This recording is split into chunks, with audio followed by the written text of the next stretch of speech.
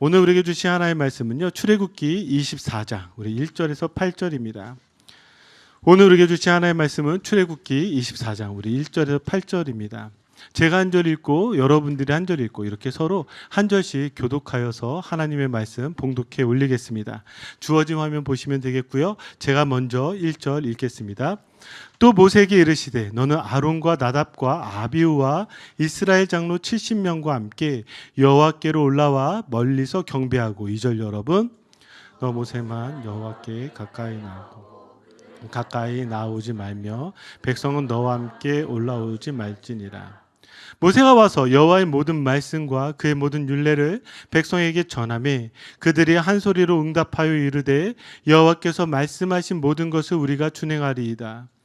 모세가 여호와의 모든 말씀을 기록하고 이는 아침에 일어나 산 아래에 제단을 쌓고 이스라엘 12지파대로 12기둥을 세우고 이스라엘 자손의 청년들을 보내어 여호와께 소와 번제와 화목제를 드리게 하고 그가 피를 가지고 반은 여러 양품에 담고 반은 제단에 뿌리고 언약서를 가져다가 백성에게 낭독하여 듣게 하니 그들이 이르되 여호와의 모든 말씀을 우리가 준행하리이다. 모세가 그 피를 가지고 백성에게 뿌리며 이르되 이는 여호와께서 이 모든 말씀에 대하여 너희와 세우신 언약의 피니라. 아멘. 우리가 신앙생활을 하면서 우리에게 가장 힘든 것은 우리의 믿음의 연약함입니다. 그렇지 않습니까?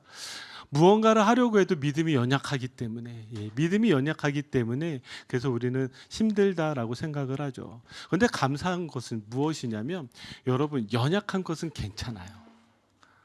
악한 것이 문제입니다. 뭐라고요? 약한 것은 괜찮아요. 악한 것이 문제라고요. 우리가 신앙생활을 하면서 여러분들 기억하셔야 될 것이 무엇이냐면 하나님을 알면 알수록 내가 얼마나 연약한 존재인지를 알게 됩니다. 그런데 악할 때는요 하나님을 모르게 돼요. 그래서 연약할 때는 은혜가 있고요 악할 때는 하나님을 모르게 됩니다. 왜 제가 이렇게 시작을 하냐면 우리 출애굽기 말씀을 통해서 하나님께서 우리에게 율법을 주셨잖아요. 그러면 우리에게 왜 율법을 주셨을까요? 율법을 통해서 우리에게 은혜를 가르치세요. 은혜를. 율법을 통해서 여러분들이 여러분들의 연약함을 발견하면 그 안에 은혜를 발견할 수가 있습니다. 그런데 여러분들이 이 율법을 받았는데 악하면은요 이 율법을 떠나기 마련입니다. 그래서 연약한 거 괜찮아요. 하나님께서 여러분들을 인도해 주실 것입니다. 믿으십니까?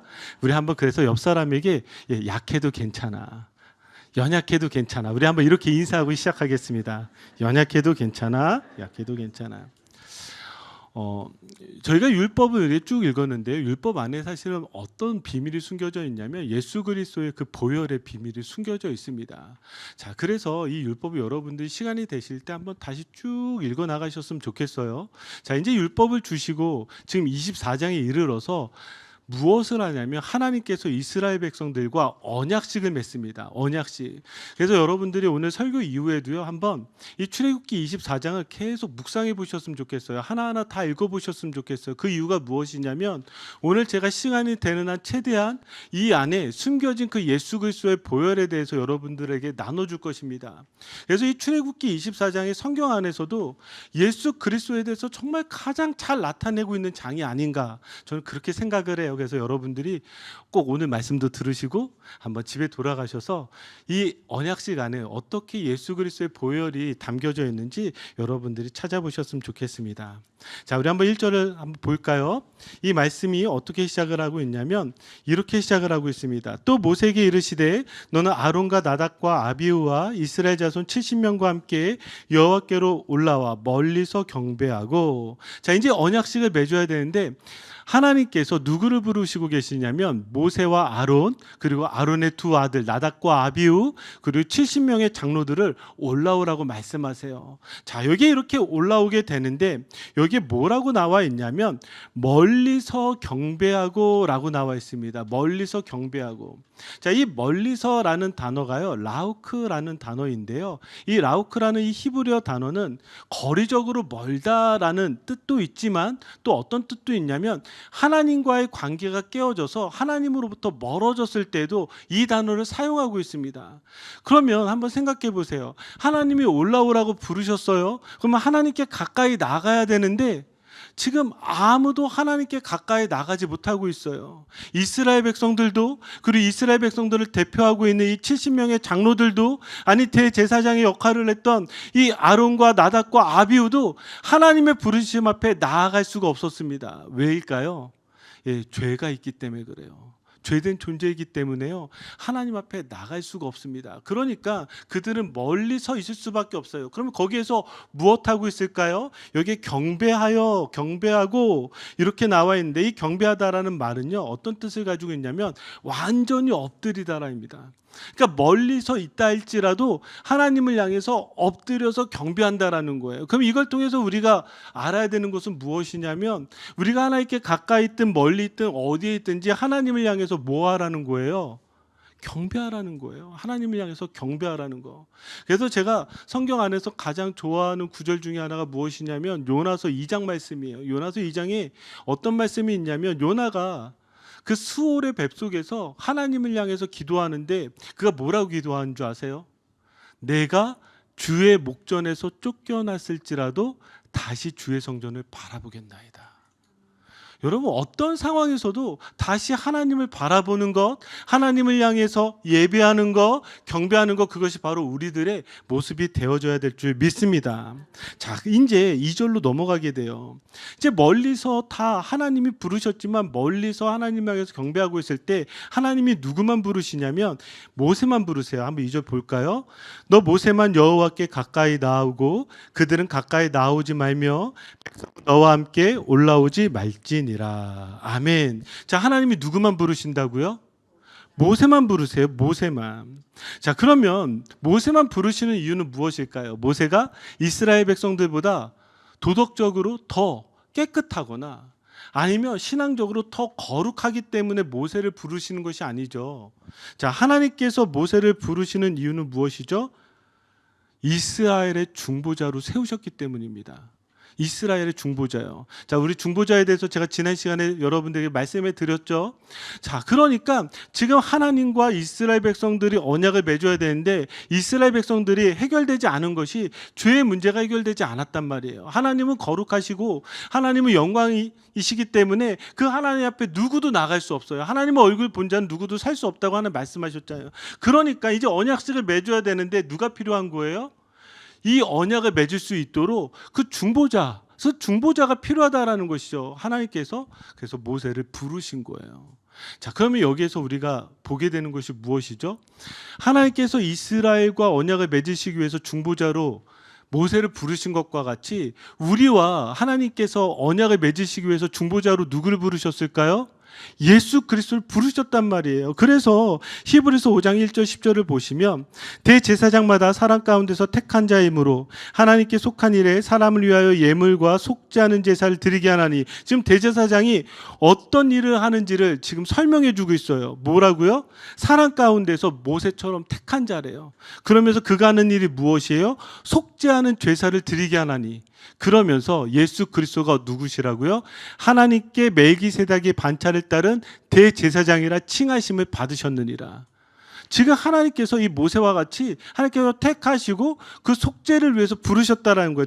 자, 또 다른 말씀 볼까요? 디모데전서 2장 5절을 보시면 하나님은 한 분이시오 또 하나님과 사람 사이의 중보자도 한 분이시니 곧 사람이신 그리스도 예수라. 아멘. 그러니까 예수님을요, 하나님께서 우리의 무엇으로 부르셨다고요?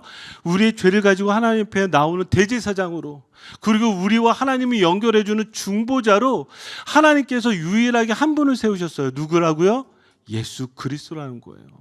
그러니까 우리가 이 2절 말씀을 읽으시면서 여러분들이 생각하셔야 되는 게 무엇이냐면, 하나님한테 도저히 나아갈 수 없는 우리를 무엇이에 위해서 예수 그리스도를 부르신 거예요. 이스라엘이 도저히 하나님 앞에 나아갈 수 없을 때 하나님이 누구만 부르셨다고요? 모세를 부르신 것과 같이 우리에게도 하나님 앞에 나아갈 수 없는 우리를 위해서 예수 그리스도를 부르셨다라는 것입니다. 자, 그러면서 이제 어떤 일이 일어날까요? 자, 3절이에요. 자, 우리 같이 읽겠습니다. 시작.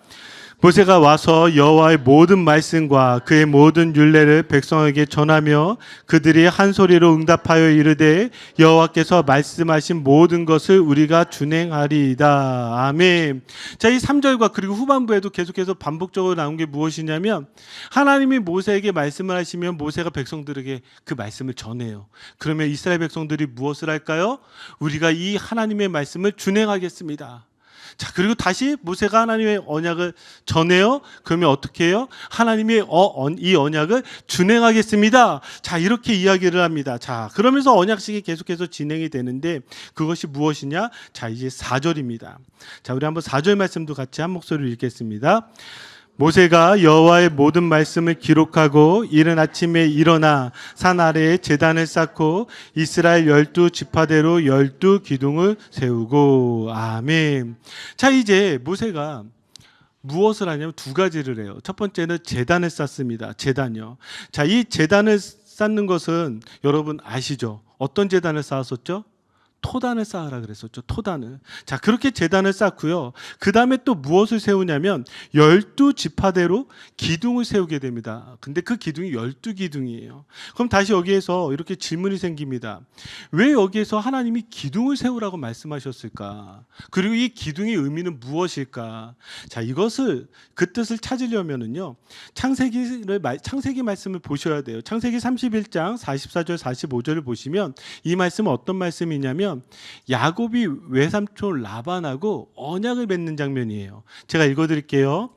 이제 오라 나와 내가 언약을 맺고, 여기 나와 내가는 라반이랑 야곱을 의미합니다. 근데 언약을 맺고 그러면서 여기에 무엇을 증거로 삼아요? 그것으로 너와 나 사이에 증거를 삼을 것이니라.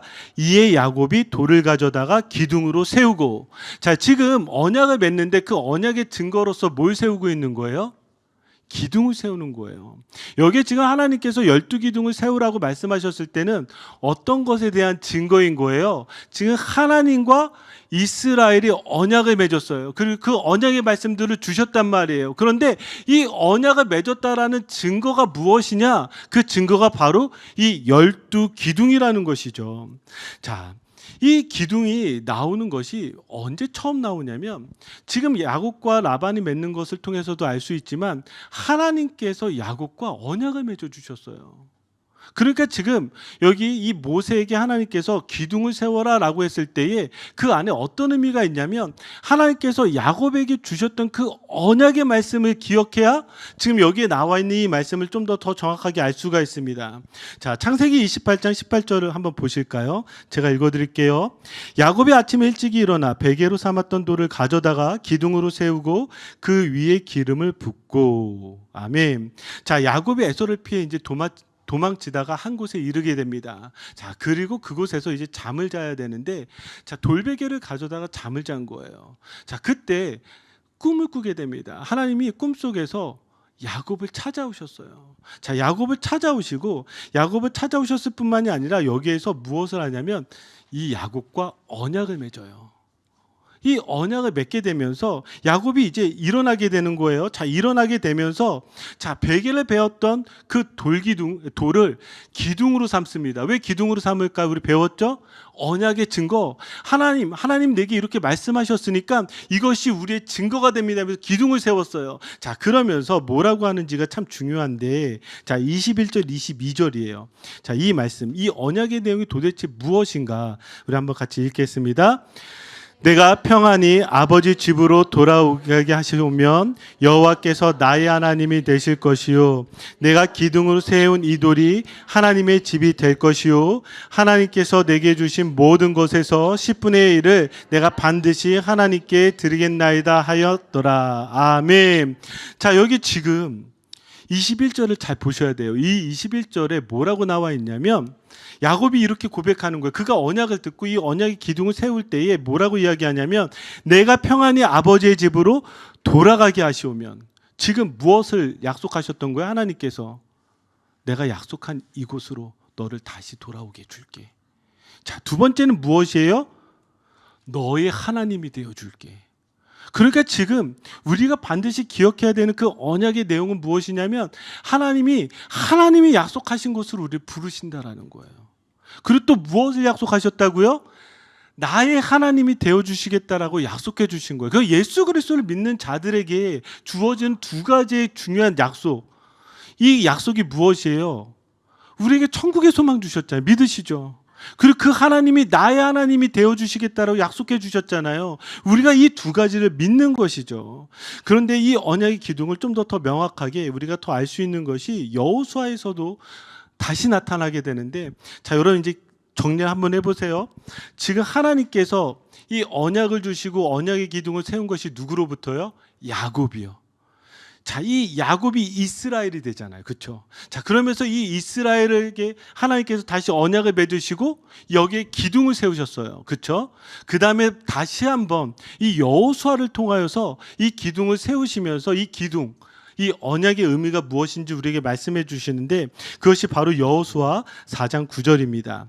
여호수아가 또 요단 가운데 곧 언약궤를 맨 제사장들의 발이 선 곳에 돌 12를 세웠더니 오늘까지 거기에 있더라. 아멘. 자, 지금 이제 요단강을 건너게 됩니다. 이 요단강을 건너게 되는데 이스라엘 백성들이 요단강을 건너는데 홍해 때와 달라요.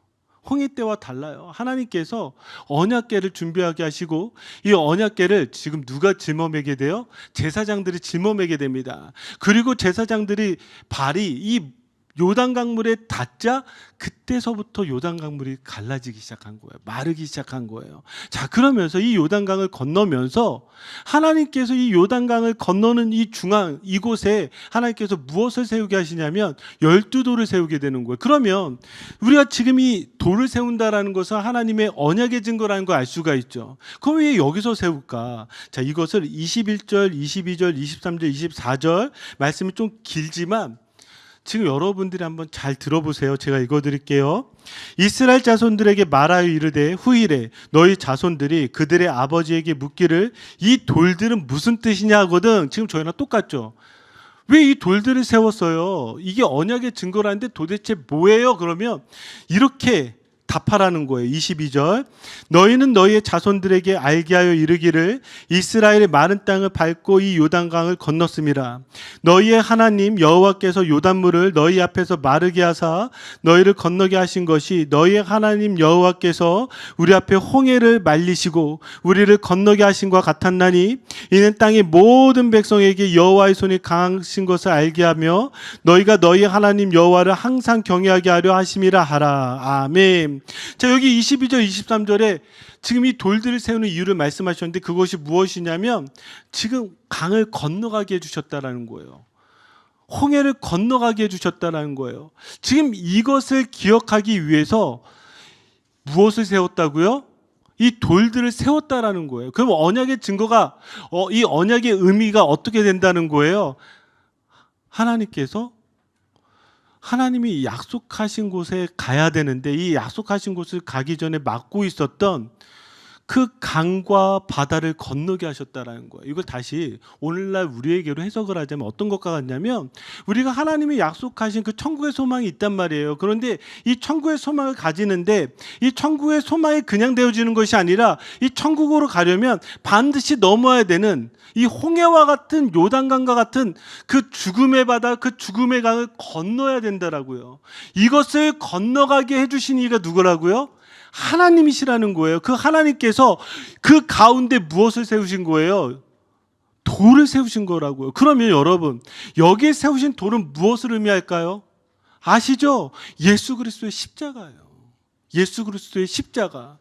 하나님께서 지금 단순하게 돌을 세워라라는 것이 아니라 이 돌은 우리에게 계속해서 무엇을 의미하고 있냐면 너희를 구원하고 너희를 살리신 이 언약을 이루시는 것은 어디로부터 시작이 되어졌냐면 예수 그리스도의 십자가로부터 시작되어졌다는 거예요. 여러분, 우리의 신앙은요 다른 복음이 없어요. 오직 십자가의 복음 외에는 다른 복음이 없나니 여러분 믿으시죠? 그러니까 우리가 어떻게 우리의 믿음의 출발이 되어지냐면 하나님과 이 언약을 맺을 때 우리 이 언약의 시작이 바로 여러분 십자가로부터 시작된 줄 믿습니다.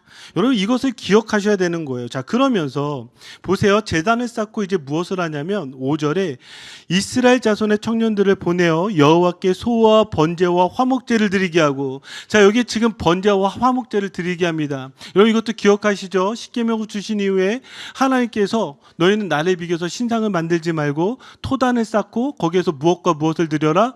번제와 화목제를 드려라. 자, 번제는요 무엇을 뜻하냐면 완전한 헌신을 의미합니다. 자, 화목제는 무엇을 의미할까요? 완전한 교제를 의미합니다. 이걸 어디에서 이루신 거예요? 예수 그리스도께서 십자가에서 이루신 것이죠. 자, 여기를 넘어가서 이제 그 다음에 무엇을 하냐면 갑자기 저희가 모르던 어떤 한 행위를 하게 됩니다. 6절, 7절, 8절 우리 한번 같이 읽어볼까요? 모세가 피를 가지고 반은 여러 양품에 담고 반은 제단에 뿌리고 언약서를 가져다가 백성에게 낭독하여 듣게 하니 그들의 이르되 여호와의 모든 말씀을 우리가 준행하리이다. 모세가 그 피를 가지고 백성에게 뿌리며 이르되 이는 여호와께서 이 모든 말씀에 대하여 너희가 세우신 언약의 피니라. 아멘. 자, 저희가 이제 제사를 드리는 것까지는 이해가 되었는데 그 다음에 무엇을 하냐면 그 제물의 피를 담아요. 그래서 그 반을 어디에 뿌릴까요? 제단에 뿌립니다. 그리고 그 반은 어디에 뿌릴까요? 이스라엘 백성들에게 뿌리는 거예요. 왜 하나님은 갑자기 이 피를 뿌리는 행위들을 시키셨을까요? 자, 이것은요 피의 계약이고 피의 맹세입니다. 피의 계약, 피의 맹세라는 말은 어떤 말이 되는 거예요? 목숨 걸고 지켜야 되는 거예요. 목숨 걸고. 여러분 소시적에 저희 또 세대들이 비슷하시니까 소시적에 다 기억하시죠? 옛날에는 뭐 이렇게 소주 한 잔에 피를 나눠서 우리는 피를 나누는 형제야 그러면서 이렇게 마시고 막 그러지 않았습니까? 죄송합니다. 저만 안 아프네요. 그렇게 우리가 피의 맹세를 하지 않습니까? 왜 그 피를 나눠서 마실까요? 그 이유는요. 목숨을 걸고 지켜야 되는 약속이라는 거예요. 그래서 지금 피의 맹세를 하는 거예요. 그러면서 이 언약이 깨지면 무엇으로 갚아야 되는 거예요? 목숨으로 갚아야 되는 거예요. 근데 하나님이 갑자기 이렇게 시키는 것 같아서 우리 이상하잖아요. 하나님 저희와 같이 피 담그 소주 한 잔 나누시는 겁니까? 이렇게 해석하지 마시고요. 왜 하나님이 이렇게 행하게 하시는가? 왜냐하면 이때 당시에 계약을 맺을 때 피의 맹세, 피의 계약을 맺었단 말이에요. 피의 맹세, 피의 계약을요. 그런데 이것이 단순하게 여기서 끝나지 않고요. 하나님께서 아브라함과 언약을 맺으실 때 이렇게 맺어주셨어요. 하나님이 아브라함을 찾아오시고 언약을 맺어주시고 야곱에게 주셨던 그 약속 아브라함에게 주셨거든요. 내가 너에게 약속한 것을 보내줄게. 내가 너의 하나님이 되어줄게. 이거 다 아브라함에게 하셨던 말씀이잖아요. 그렇죠? 기억하시죠? 자, 그러면서 어떻게 언약식을 행하냐면 한번 보세요. 창세기 15장 우리 9절 10절 제가 읽어드릴게요. 여호와께서 그에게 이르시되 나를 위하여 3년 된 암소와 3년 된 암염소와 3년 된 수장과 산비둘기와 집비둘기 새끼를 가져올지니라. 아브라함이 그 모든 것을 가져다가 그 중간을 쪼개고 그 쪼갠 것을 마주 대하여 놓고 그 새는 쪼개지 아니하였으며. 자, 지금 하나님께서 아브라함에 지금 이것들을 가져오래요. 암소와 암염소와 순양과 산비둘기, 집비둘기를 가져오래요. 그리고 그거를 어떻게 하라고요? 반으로 쪼개게 합니다. 자, 반으로 쪼개서 뭐 하는 것일까요? 자, 이렇게 반을 쪼갠 다음에요. 이것을 양쪽 옆에다 놓고요. 지금 피의 계약, 피의 맹세와 같이 그 사이를 지나가는 거예요. 그 사이를 지나가는 거예요. 그러면 이것은 어떻게 되는 걸까요? 이 계약을 맺었고 이 계약을 어길 시에는 무엇과 같이 되어진다?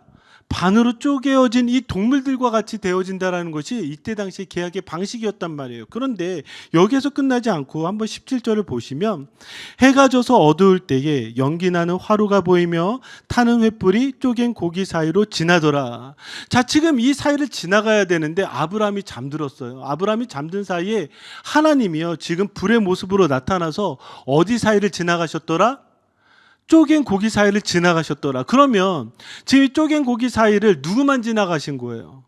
하나님만 지나가셨어요. 하나님만요. 그러면 지금 이 계약은 누가 목숨을 걸고 지켜야 되는 계약이에요?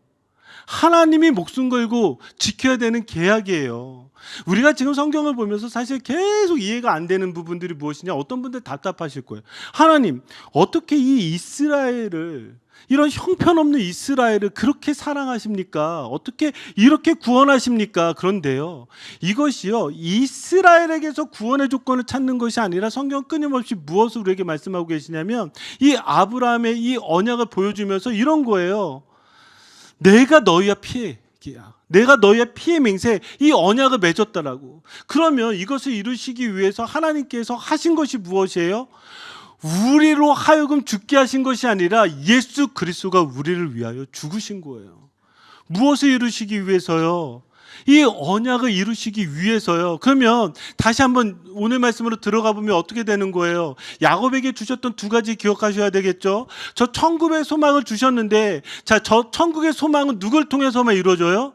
오직 예수 그리스도를 통해서만 이루어진다고. 왜요? 하나님이 이 죽음의 강을 지나게 하실 때 예수 그리스도가 죽으심으로 말미암아 우리에게 주신 거예요. 여러분 믿으시죠? 믿으시죠? 이걸 믿는 거예요.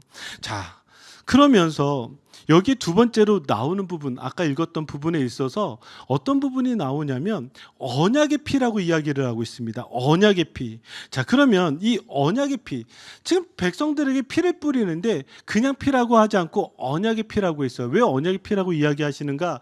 이 언약의 피가 무엇인지 우리에게 명확하게 말씀하시기 위해서죠. 볼까요? 마태복음 26장 28절, 우리 히브리서 13장 20절을 보시면 이것은 죄사함을 얻게 하려고 많은 사람을 위하여 흘리는 바 나의 피 곧 언약의 피니라. 아멘. 누가 하신 말씀이에요? 예수님께서 하시는 말씀이에요. 잡히시기 전날 밤에 제자들을 모아놓고 성만찬을 나눠주셨어요. 빵과 포도주를 나눠주시면서 뭐라고 말씀하시냐면 이렇게 말씀하시는 거예요. 이것은 죄사함으로 얻게 하려고 많은 사람을 위하여 흘리는 바 나의 피 곧 언약의 피니라. 자, 히브리서 13장 20절, 양들의 큰 목자이신 우리 주 예수를 영원한 언약의 피로 죽은 자 가운데서 이끌어내신 평강의 하나님이, 자, 이 언약의 피가 누구예요? 우리 주 예수 그리스도시라고요. 지금 우리가 쪼개져야 되고, 아니 우리가 피를 흘려 죽어야 되는데 하나님께서 이 언약을 이루시기 위해서 그 언약의 피를 누구로 이루신 거예요? 예수 그리스도로 이루어 주셨다라는 것입니다. 그런데 여기 우리 한 가지 더 깊게 생각할 게 있어요. 무엇이냐면 이 피를 뿌리는데 지금 이 피를 두 군데 뿌린다 그랬잖아요. 여러분 얼마나 설교 잘 듣고 계신지 물어볼게요. 자, 피를 반반 나눠서 반은 어디에 뿌리죠? 제단. 자, 반은 누구에게 뿌리죠? 이스라엘 백성들에게 뿌립니다. 자, 그런데요, 보세요. 히브리서 13장 11절 12절 제가 읽어드릴게요. 이는 죄를 위한 짐승의 피는 대제사장이 가지고 성소에 들어가고 그 육체는 영문 밖에서 불사름이라. 그러므로 예수도 자기 피로써 백성을 거룩하게 하려고 성문 밖에서 고난을 받으셨느니라. 아멘. 자, 이 말씀을 한번 잘 생각해 보세요. 지금 하나님께서 이 언약을 맺은 이후에 이제 1년에 한 번씩 대속죄일이 될 때마다 이스라엘 백성들이 이 죄를 용서해주는, 속죄하는 그 제사 의식을 치러야 되는데 여기에 지금 뭐라고 나오냐면 죄를 위한 짐승의 피를 다 가지고, 자, 어디로 갈까요? 성소로 들어갑니다. 하나님 앞에 나가는 거예요. 자, 이전에는 지금 반반 나눴잖아요. 그런데 지금 이제 반반 나누지 않아요. 모든 피를 다 가지고 지금 성소 앞에 나가요. 이상하잖아요. 원래는 반반이어야 되는데 왜 그렇게 할까요? 자, 그 이유는 무엇이에요? 하나님께서 예수 그리스도의 보혈로 말미암아 우리가 흘려야 되는 그 모든 피의 값을 하나님께서 치르신 거예요.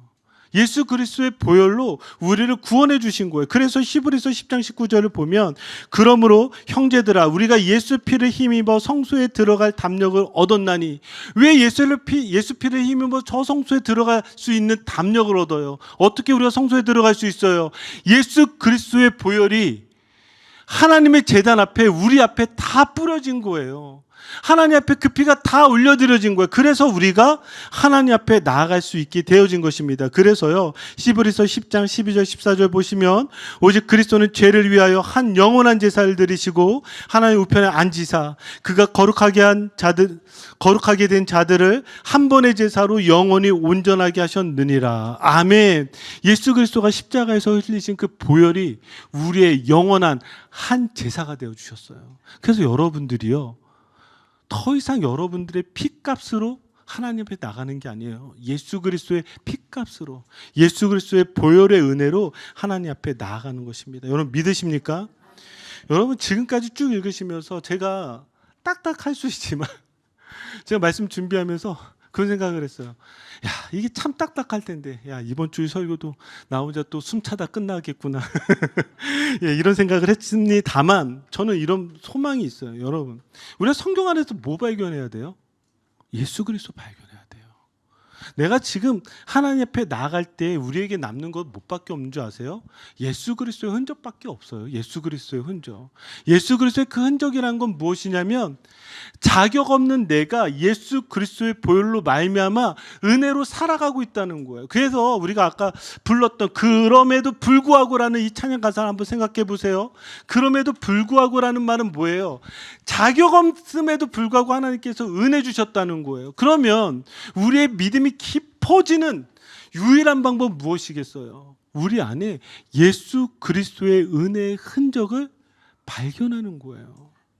예수님께서 나를 얼마나 사랑하시고 예수 그리스도께서 나를 어떻게 이끌어 주셨고 예수 그리스도께서 나를 어떻게 구원하셨는지를 기억하는 거. 그러니까 왜 하나님께서 저 돌기둥을 세우라고 말하고 왜 신약에선 저 십자가를 바라보라고 우리에게 말씀하고 있을까요? 그 이유는 무엇이냐면 우리의 삶 속에서 끊임없이 예수 그리스도의 흔적을 발견하고 찾는 거예요.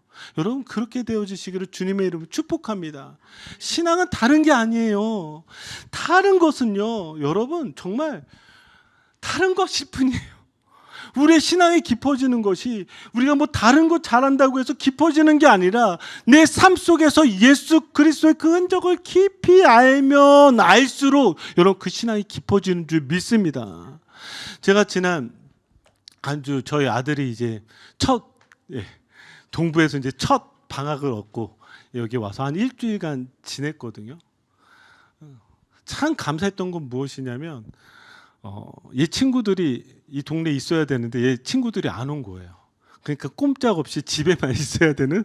예, 그러다 보니까 이제 얘랑 같이 이제 시간을 보낼 시간들이 참 많았는데 시간을 보내면서 감사했던 것이 무엇이냐면 얘가 이제 커서 그런지 어릴 적 추억들, 그러니까 부모와 시간을 보냈던 저와 시간을 보냈던 그 흔적들 하나하나를 이야기하기 시작하는 거예요.